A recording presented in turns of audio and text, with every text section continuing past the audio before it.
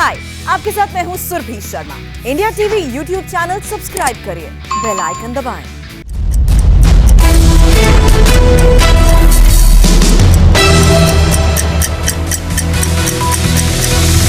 नमस्कार, सुबह 9 बजे के बुलेटिन में आप सभी का स्वागत है। आपके साथ मैं हूं अमित पालित। बड़ी खबरों में आपको दिखाएंगे यूपी में ब्लॉक प्रमुख के चुनाव में कैसे जगह जगह खिला कमल। नतीजों ने फिर बताया कि यूपी के दिल में योगी ही रहते हैं और साथ ही बात करेंगे यूपी में योगी की 2 चाइल्ड पॉलिसी में क्या है। लेकिन सबसे पहले बात दिल्ली से आ रही बड़ी खबर पर।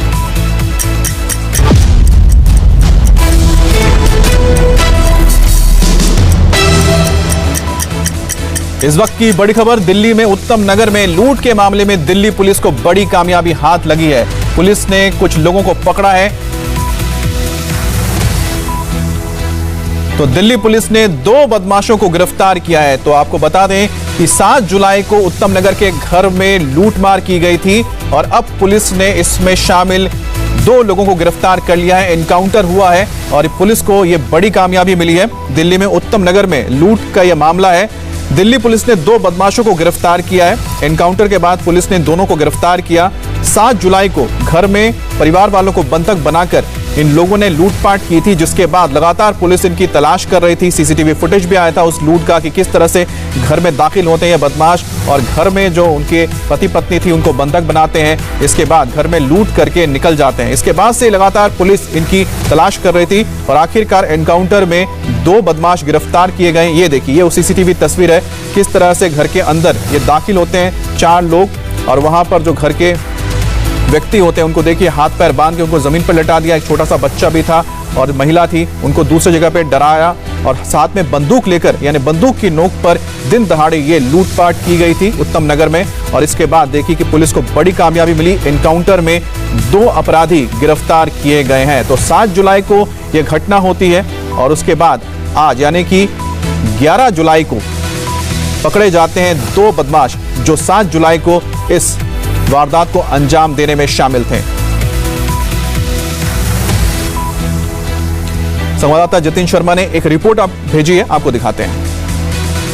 दिल्ली के उत्तम नगर इलाके में दिल्ली पुलिस और बदमाशों के बीच मुठभेड़ हुई, जिसमें 2 बदमाशों को दिल्ली पुलिस ने गिरफ्तार किया। बदमाशों की पहचान मुकुल और अंकित के तौर पर हुई है। दरअसल 7 जुलाई को उत्तम नगर इलाके में ही एक बिजनेसमैन के घर में 4 बदमाश घुसे थे, जिन्होंने पूरे परिवार को बंधक बनाया और उसके बाद परिवार के साथ लूटपाट की वारदात को अंजाम दिया। दिल्ली पुलिस को जानकारी मिली कि रात के समय बदमाश उत्तम नगर इलाके की इसी सड़क से गुजरने वाले हैं, अपने किसी साथियों के पास वो जाने वाले हैं, जिसके बाद पुलिस ने इस रोड पर ट्रैप लगाया। रात को जैसे ही दोनों बदमाश अपनी बाइक से सवार होकर इस रास्ते से गुजर रहे थे, बैरिकेड लगाए पुलिस को उन्होंने देखा तो भागने की कोशिश की। पुलिस पर फायरिंग भी की। एक गोली राजकुमार नाम के एक कांस्टेबल को लगी, लेकिन बुलेट प्रूफ जैकेट पहनने की वजह से कांस्टेबल राजकुमार सेफ रहे। लेकिन जवाबी कार्रवाई करते हुए पुलिस ने भी गोलियां चलाना शुरू किया और एक बदमाश के पैर पे गोली लगी है। साथ ही जिस बाइक से वो भागने की कोशिश कर रहे थे उसको भी पुलिस ने जब्त किया है। और रोड पर आप ये मार्क देख रहे हैं, ये मार्क आप बता सकते हैं कि किस तरीके से फायरिंग दोनों तरफ से की गई है। बदमाशों ने भी फायरिंग की और जवाबी कार्रवाई करते हुए पुलिस ने भी फायरिंग की है। हालांकि दोनों ही बदमाश अंकित और नुकुल को दिल्ली पुलिस ने गिरफ्तार कर लिया है, लेकिन लूट की वारदात को 4 बदमाशों ने अंजाम दिया था।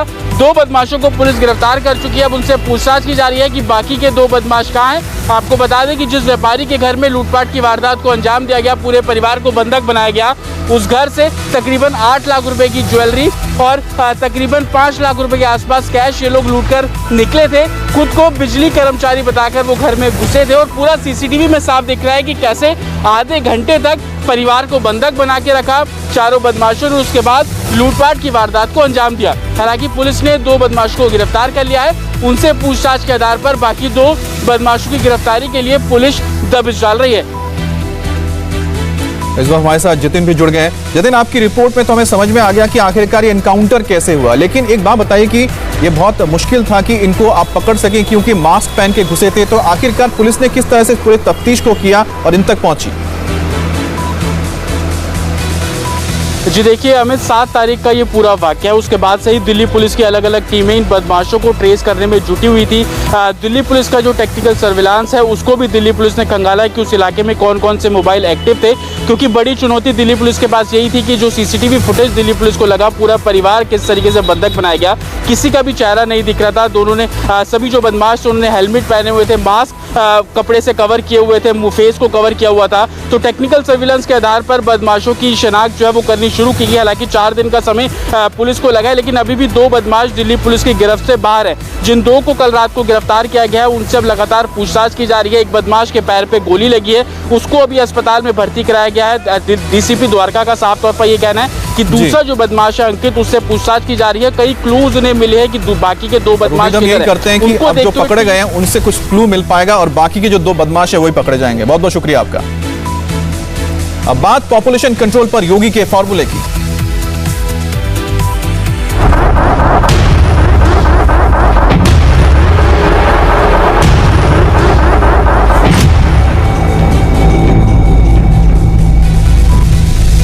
आज वर्ल्ड पॉपुलेशन डे यानी कि विश्व जनसंख्या दिवस है और वादे के मुताबिक यूपी में सीएम योगी की सरकार आज नई जनसंख्या नीति पेश करने जा रही है। 2022 विधानसभा चुनाव से पहले जनसंख्या नीति को सीएम योगी का मास्टर स्ट्रोक कहा जा रहा है, लेकिन विपक्ष इसकी टाइमिंग और मंशा पर सवाल खड़े कर रही है। सीएम योगी की नई जनसंख्या नीति के मुताबिक अगर 2 से ज्यादा बच्चे हुए तो स्थानीय चुनाव लड़ने पर पाबंदी लग जाएगी। योगी सरकार की नई जनसंख्या नीति के मुताबिक 2022 के चुनाव में भी यह बड़ा मुद्दा बन सकता है। फिलहाल यूपी स्टेट लॉ कमीशन ने जनसंख्या नीति का ड्राफ्ट वेबसाइट पर अपलोड कर दिया है। अब इस ड्राफ्ट पर लोगों से 19 जुलाई तक सुझाव मांगे गए हैं। 19 जुलाई के बाद इस ड्राफ्ट को सरकार के पास भेज दिया जाएगा।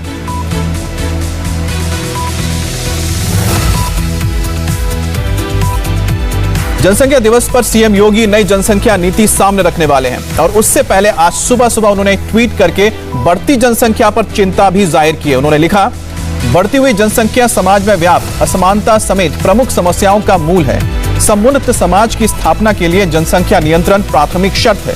आइए इस विश्व जनसंख्या दिवस पर बढ़ती जनसंख्या से बढ़ती समस्याओं के प्रति स्वयं व समाज को जागरूक करने का प्रेरणा लें। योगी का फैमिली जो फॉर्मूला है वो फ्यूचर का फॉर्मूला क्या है, आखिर क्यों इसको लेकर बवाल मचा है, अब उसे भी समझ लीजिए।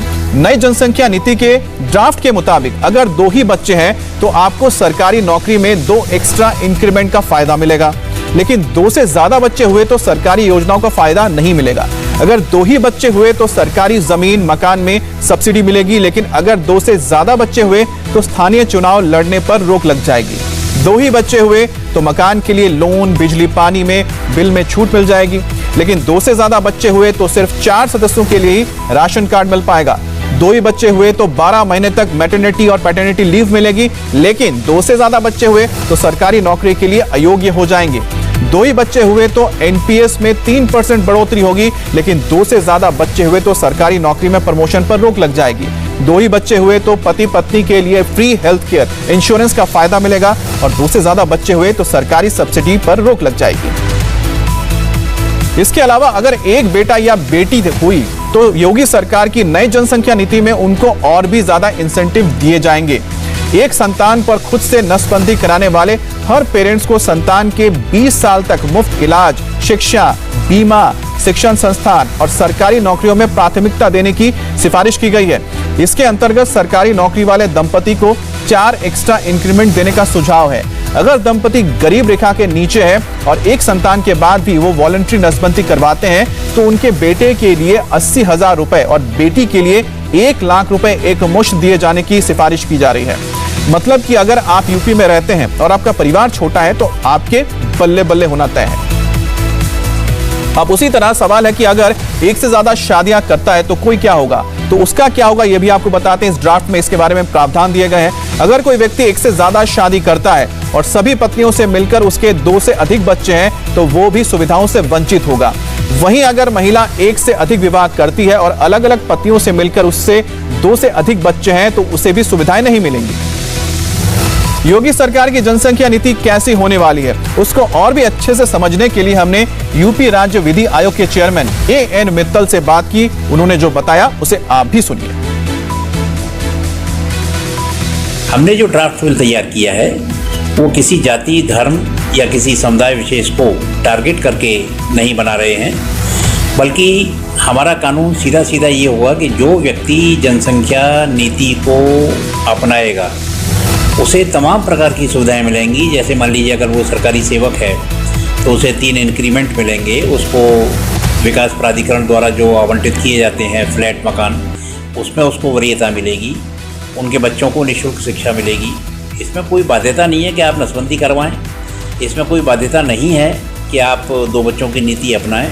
हाँ, इतना हम ज़रूर कर रहे हैं कि जो 2 बच्चों की नीति को अपनाएंगे उनको राज्य सरकार की तरफ से विशेष सुविधाएं प्रदान की जाएंगी। ये तो साफ है कि जनसंख्या नीति को लेकर योगी सरकार बहुत ज्यादा सीरियस है। उसे आप ऐसे समझ लीजिए कि जो कानून का उल्लंघन करेगा उसके लिए सख्ती की सिफारिश भी की गई है, नौकरी तक लेने का प्रावधान किया गया है। अगर यह कानून लागू हुआ तो 1 वर्ष में सभी सरकारी अधिकारियों, कर्मचारियों, स्थानीय निकाय में चुने जनप्रतिनिधियों को शपथ पत्र देना होगा। वो इसका उल्लंघन नहीं करेंगे। इसमें सरकारी कर्मचारियों का प्रमोशन रोकने और बर्खास्त करने तक की सिफारिश है। हालांकि एक्ट लागू होते समय प्रेगनेंसी या दूसरी प्रेगनेंसी के समय जुड़वा बच्चे होते हैं तो ऐसे केस कानून के दायरे में नहीं आएंगे। अगर किसी का पहला, दूसरा या दोनों बच्चे निःशक्त हैं तो उसे भी तीसरा संतान पर सुविधा से वंचित नहीं किया जाएगा। तीसरे बच्चे को गोद लेने पर भी रोक नहीं रहेगी। योगी सरकार की जनसंख्या नीति को लेकर विपक्ष ने टाइमिंग और मंशा पर सवाल खड़े किए हैं, जिसका जवाब योगी सरकार के मंत्री मोहसिन रजा ने दी। चुनाव 6 महीने के बाद है। 4.5 साल से योगी आदित्यनाथ सो रहे थे, उन्हें पता नहीं था कि पॉपुलेशन बढ़ रही है। चूंकि 5 साल सरकार ने कोई काम नहीं किया, इसलिए वो समझते हैं कि पॉपुलेशन के कानून से शायद वोट पड़ जाए। देखिए, कोई भी योजना, कोई भी कानून जो बनता है वो जनता के हितों के लिए बनता है, प्रदेश के हित के लिए बनता है, देश हित के लिए बनता है। इच्छा शक्ति चाहिए होती है, आपकी साफ नीति और नियत चाहिए होती है, वो शायद विपक्ष के पास कभी नहीं रही है। जिस जनसंख्या के भरोसे, जिस जनसंख्या को देखकर आपकी बाछें खिल जाती है जब आप वोट मांगते हैं, वही जनसंख्या आपके लिए अभिशाप बन गई है। और यूनाइटेड नेशन ने 11 जुलाई 1989 को आम सभा में वर्ल्ड पॉपुलेशन डे मनाने का फैसला किया था। 11 जुलाई 1987 तक दुनिया की आबादी 5 अरब के भी पार पहुंच चुकी थी। तब दुनिया भर के लोगों को बढ़ती आबादी को लेकर जागरूक करने के लिए इसे वैश्विक स्तर पर मनाने का फैसला लिया गया था। बात करेंगे संवाददाता रुचि कुमार से। रुचि, पॉपुलेशन पॉलिसी अगर आ रही है तो विपक्ष को इतनी मिर्ची क्यों लग रही है? मंशा और टाइमिंग का हवाला क्यों दिया जा रहा है? देखिए, ऐसा है कि 2022 में चुनाव विपक्ष का ये कहना है कि जो ये पॉलिसी बीजेपी ला रही है इसका फायदा चुनाव में लेना चाहती है, ध्रुवीकरण वोट्स का कराना चाहती है। इसलिए विपक्ष इस पर सवाल उठा रहा है। जहां तक पॉलिसी का सवाल है, आज सरकार इसे जारी करेगी। एक पॉलिसी बन रही है और दूसरा जो लॉ कमीशन है वो लॉ बना रहा है। तो जो पॉलिसी है उसमें कई तरह की चीजें होंगी। उसमें कहा जाएगा कि कैसे जवाबदेही तय की जाए, कैसे जिम्मेदार बनाया जाए, कैसे अवेयरनेस पैदा किया जाए, और शायद उस पॉलिसी में ये लिखा होगा कि जरूरत पड़े तो इसके लिए कानून भी बनाया जाए। तो कानून बनाने का काम लॉ कमीशन कर रहा है और पॉलिसी आज सरकार जारी कर रही है। सरकार का कहना है कि पिछली जो यूपी में पॉपुलेशन पॉलिसी थी वो 2000 में जारी हुई थी, सन 2000 में, जो 2016 तक के लिए थी। अब उसके बाद की पॉलिसी की जरूरत है, इसलिए आज भी पॉलिसी जारी की जा रही है। अमित जी,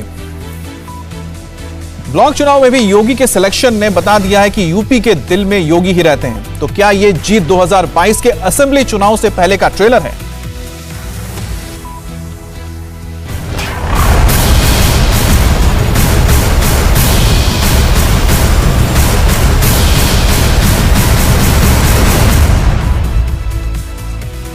पहले बात करेंगे यूपी में ब्लॉक प्रमुख चुनाव में बीजेपी की बम्पर जीत की। 825 में से 635 पर बीजेपी का कब्जा हुआ है। पंचायत अध्यक्ष चुनाव के बाद ब्लॉक प्रमुख चुनाव में बीजेपी की ऐसी आंधी चली कि एसपी हो या कांग्रेस, कोई टिक नहीं सका है। कुल 825 सीटों में बीजेपी के खाते में 635 सीटें आई हैं, जबकि समाजवादी पार्टी 100 से भी कम सीट पर सिमट गई है। बाकी की सीटों पर निर्दलीय उम्मीदवारों ने कब्जा किया है। 825 सीटों में से 349 सीटों पर पहले ही बिना वोटिंग के फैसला हो चुका था। बाकी की बची 476 सीटों पर कल वोटिंग हुई, जिसमें बीजेपी ने धमाकेदार जीत हासिल की। जीत के बाद बीजेपी कार्यकर्ताओं ने यूपी के सीएम योगी आदित्यनाथ का मुंह मीठा कराकर बधाई दी। जीत के बाद प्रधानमंत्री नरेंद्र मोदी ने यूपी के सीएम योगी की जमकर तारीफ की। प्रधानमंत्री मोदी ने कहा कि यह जीत यूपी में योगी की नीतियों की जीत है। तो बीजेपी ने जबरदस्त जीत हासिल की। आपको बता दें कि 825 सीटों में से बीजेपी ने महज 735 सीटों पर चुनाव लड़ा था और बाकी में उनके सहयोगी दलों ने चुनाव लड़ा था। इसके अलावा 735 में से बीजेपी ने करीब 650 सीटों पर जीत हासिल की है। और जीत पर पीएम मोदी ने योगी की तारीफ की। यूपी के सीएम योगी आदित्यनाथ ने इस जीत का श्रेय पीएम मोदी को दिया और अगले साल यूपी में होने वाले विधानसभा चुनाव में बीजेपी के अच्छा प्रदर्शन करने का भरोसा भी जताया।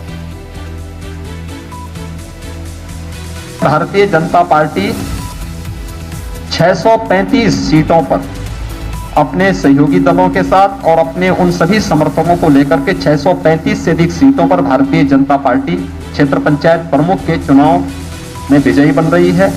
अगर आप देखेंगे पूरे सिनेरियो को, अगर आप देखेंगे लगभग 85% से अधिक सीटों पर भारतीय जनता पार्टी क्षेत्र पंचायत में और 85% से अधिक सीटों पर जिला पंचायत में भी भारतीय जनता पार्टी को समर्थन प्राप्त हुआ था। ये केंद्र और प्रदेश सरकार की नीतियों को संगठन के माध्यम से जन जन तक पहुंचाने का परिणाम है।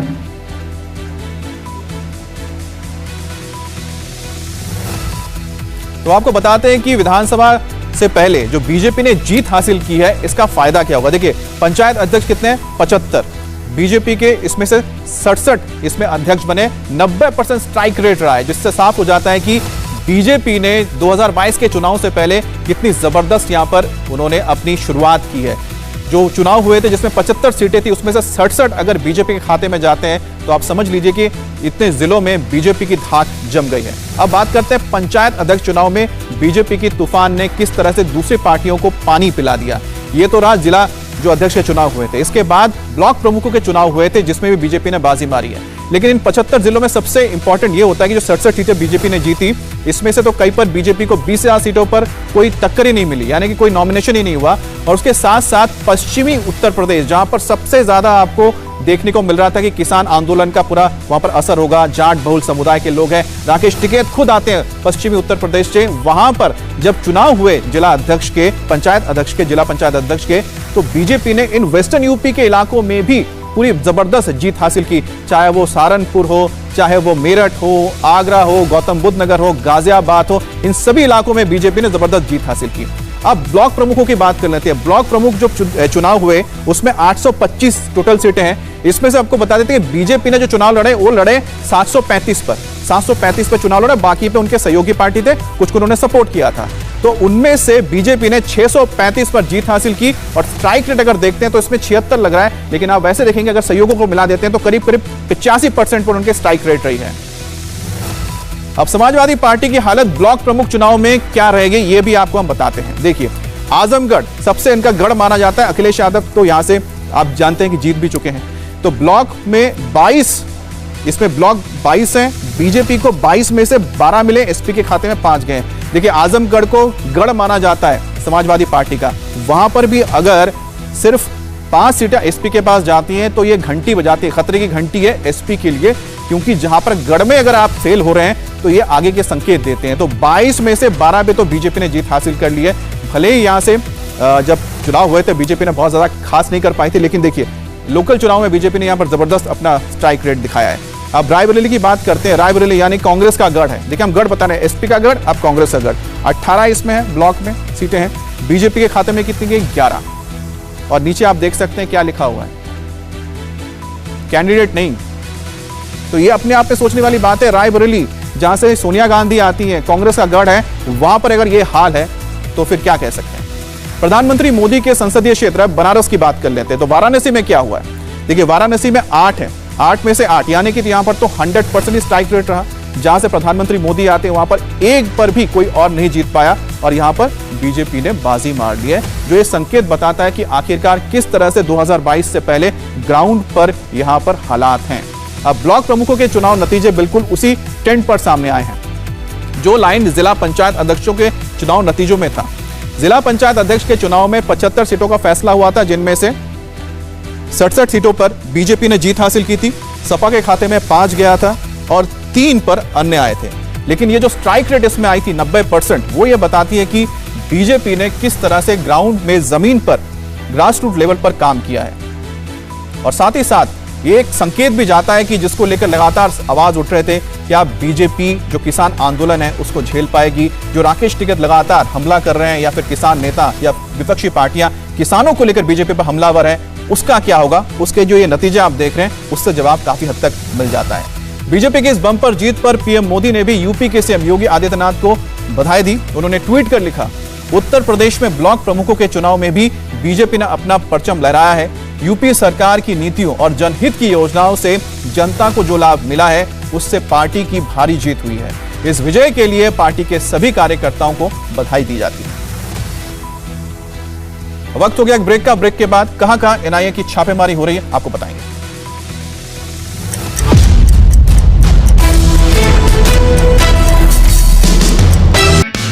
हाय, आई एम सुरभि शर्मा। खबरों से अपडेट रहने के लिए India TV YouTube channel subscribe करिए, साथ में बेल आइकन जरूर दबाएं।